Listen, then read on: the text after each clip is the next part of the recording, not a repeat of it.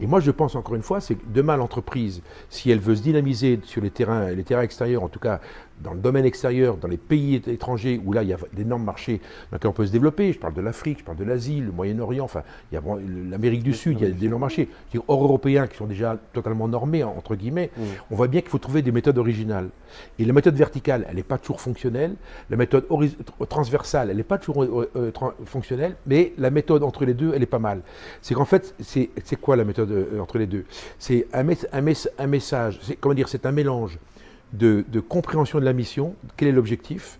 Deux, avec un peu de brutalité, parce que ça ne va pas fonctionner. Donc, dans l'IE, on va appeler ça la guerre de l'information, pour faire court. Là, c'est le premier point. Et puis deux, un peu de transversalité, qui fait qu'on va prendre la compétence des gens qui nous entourent.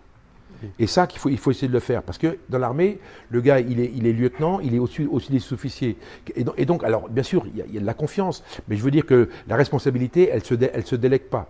Même si le chef meurt, il va prendre. Ce que je veux dire, c'est que dans l'entreprise, ça peut se faire facilement. Donc, le but, c'est quand même de trouver un système un peu mixte dans lequel on y met les deux. Encore une fois, ce que je pense, c'est que, in fine, c'est le rôle du chef.